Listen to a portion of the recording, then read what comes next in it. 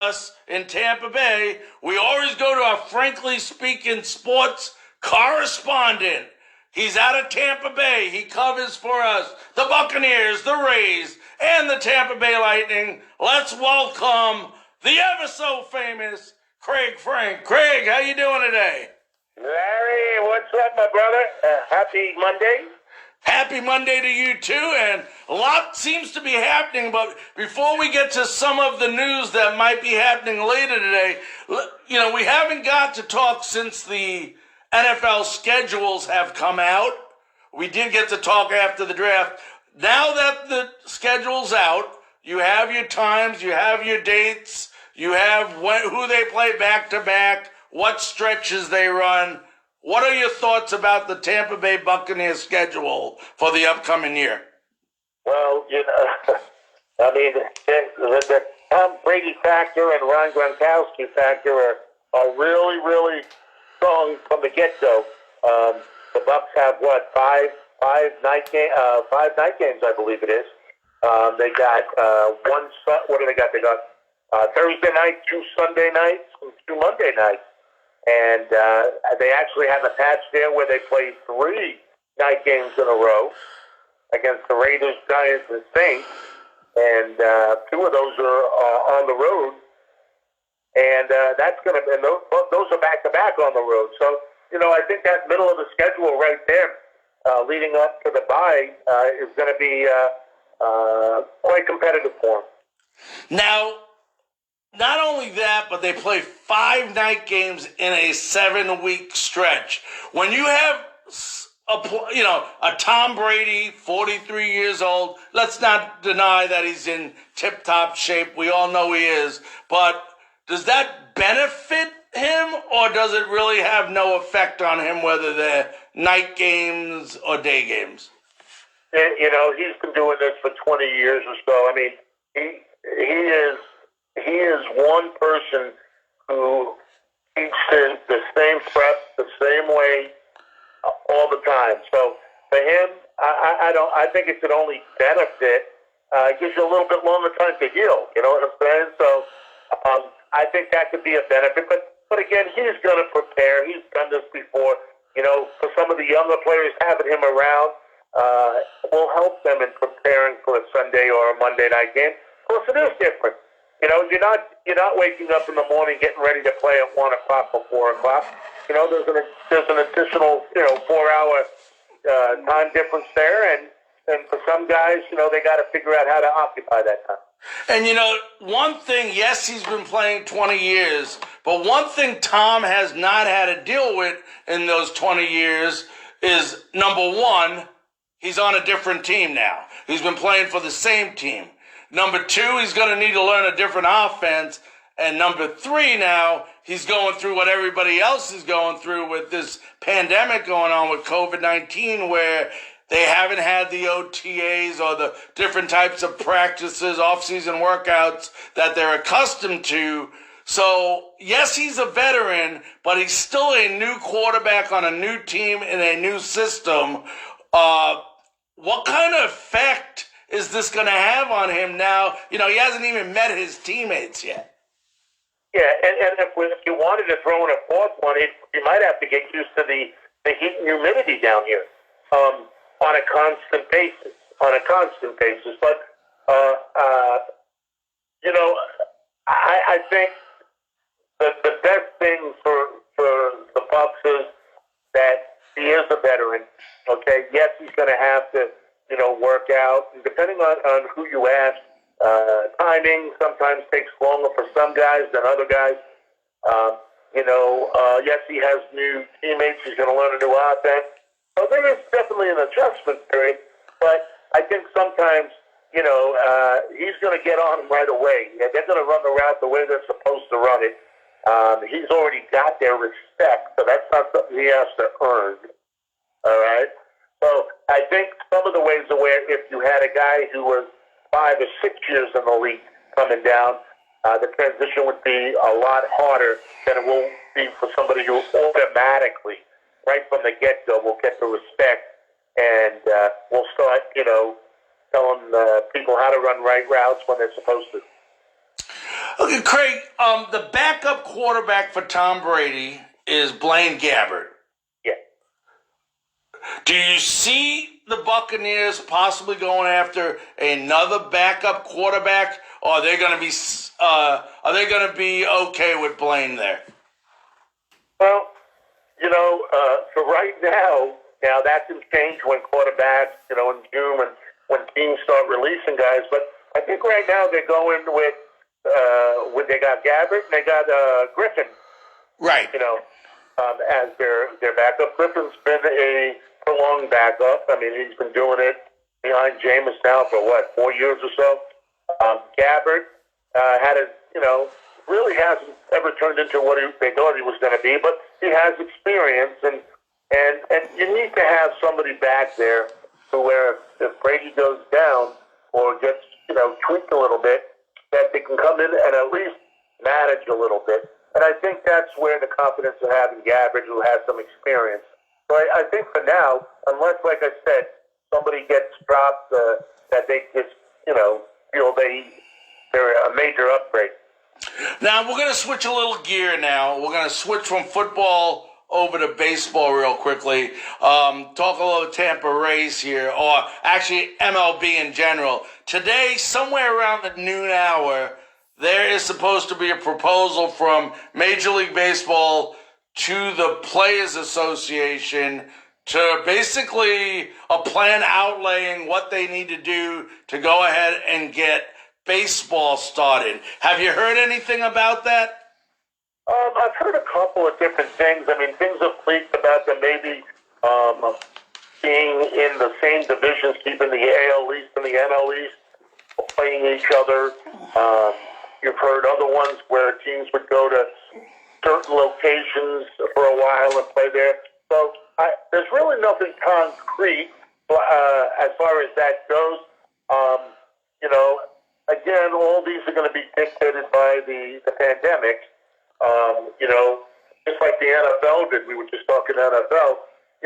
That's a great schedule, and everyone has their schedule, but that can change based on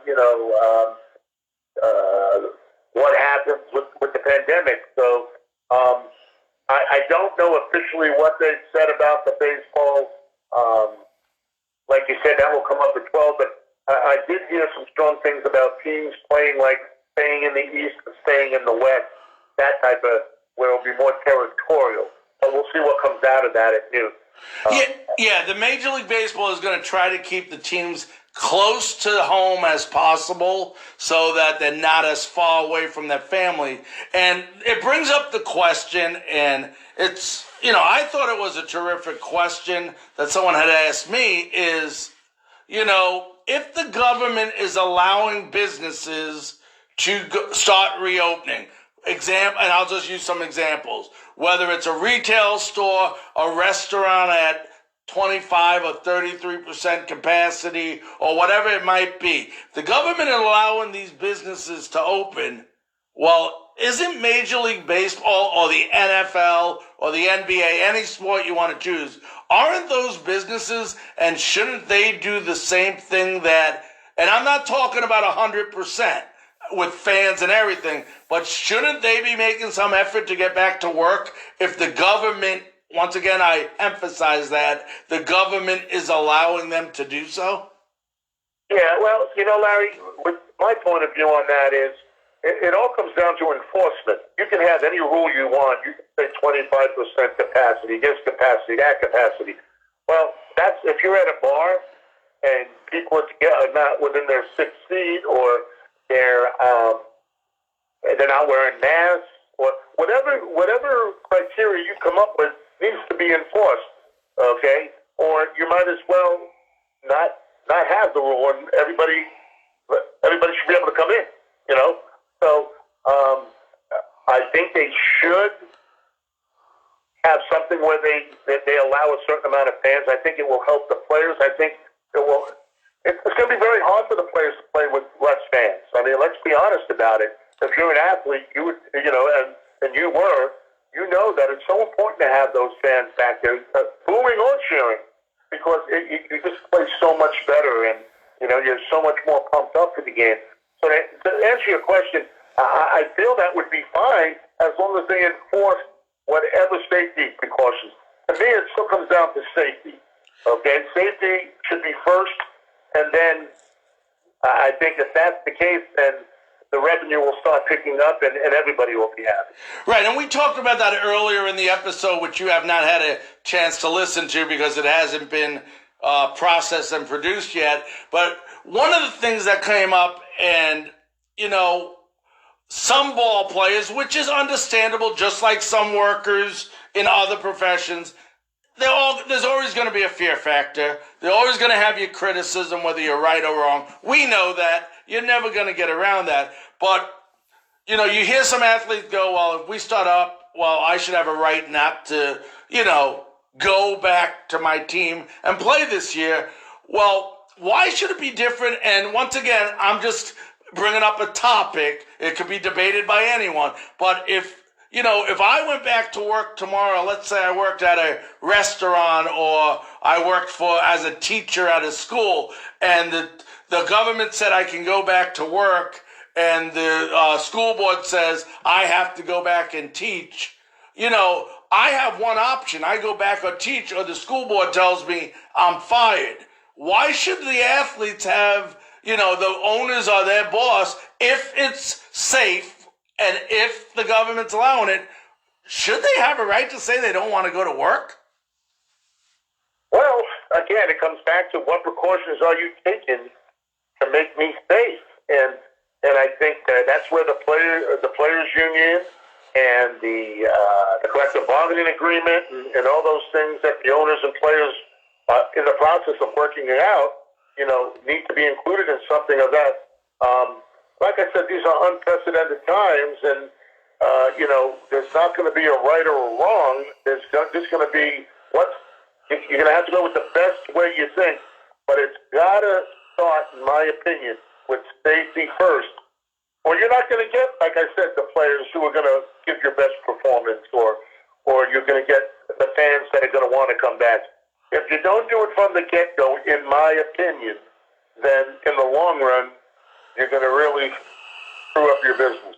Right, and I agree with that. But, you know, what a lot of the fans do not realize here, first of all, the players already have given up a part of their salary. Now Major League Baseball, supposedly, this is hearsay from a good inside source that I have, that today on this conference call, due to the fact that there's a very, very high chance we're not going to start with fans when baseball comes back, they're now going to ask players for further cut in their salary and possibly give them, you know, some profit sharing where it's 50-50 based on the revenues that come in from other things. So I would think the players would be antsy to get back to work, you know, so they can start making money again, because right now they're not making anything. Well, yeah, I mean, like I said, and this isn't because of, you know, a new contract coming up and they don't like the working conditions, right. They don't like their contract. This is something completely out of pretty much everyone's control as far as, you know, the pandemic happening. That being said, there's going to have to be concessions on both sides, or it's not going to work. I mean, they have families too, you know. They have to worry about bringing home something to their families. Correct. So there's other outside influences that have to be considered here, and it's a very hard balancing act.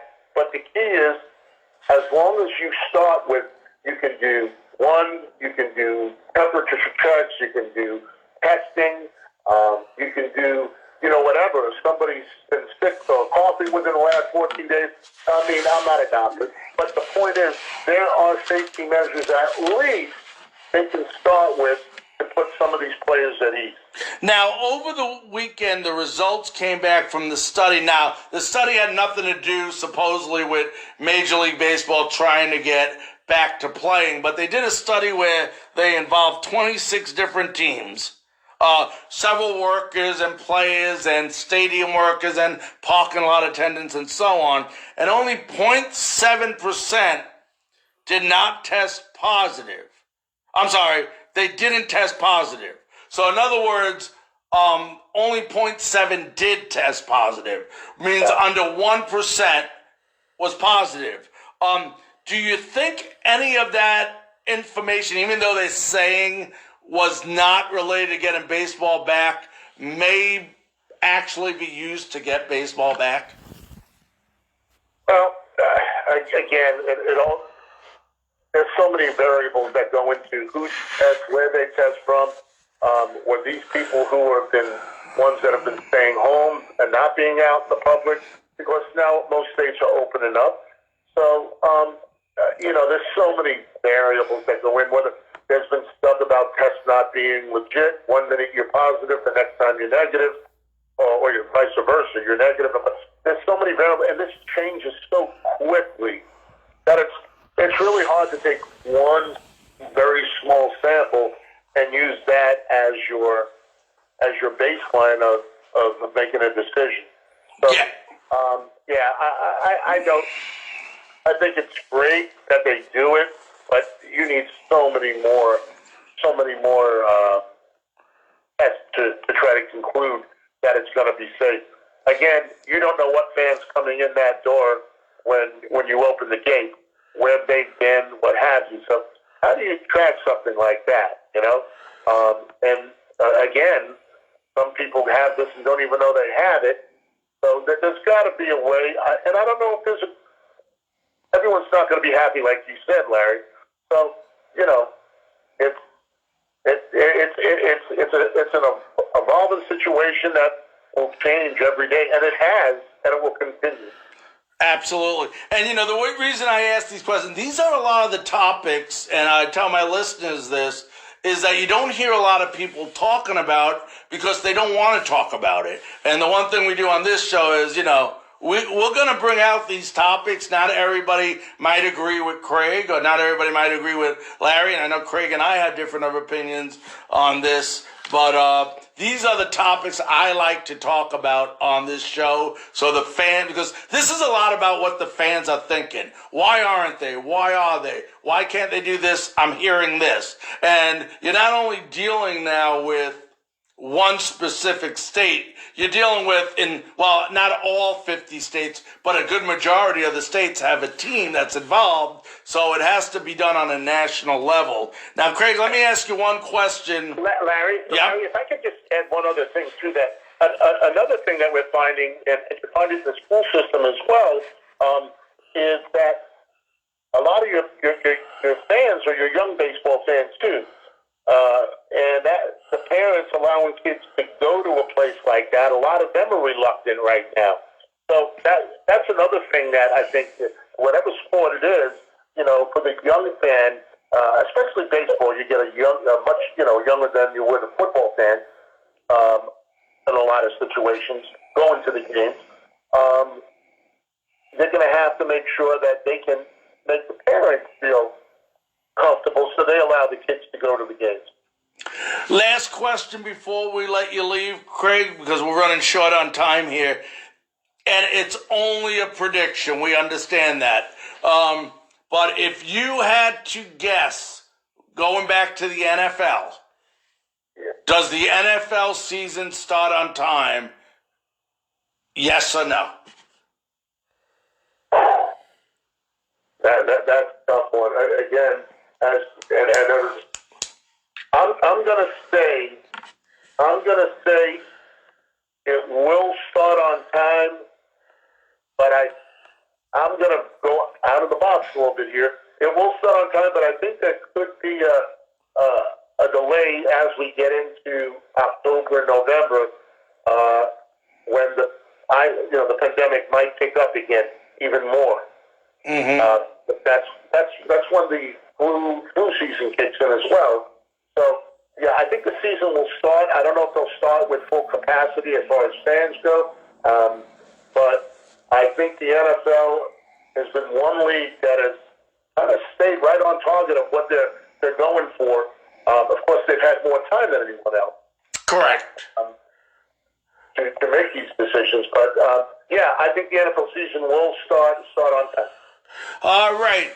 Now, Craig, I know both of us will be listening throughout the day to hear what comes out of this Major League Baseball conference call. And if we get some good news and we find out they're going to report, love to have you back on so we can talk about what we can expect from the Tampa Bay Rays this upcoming season. That would be awesome. I'm always available for you. Love your show. So anytime you want me on, I'll be glad to. All right, you guys stay safe down there, and we'll talk to you.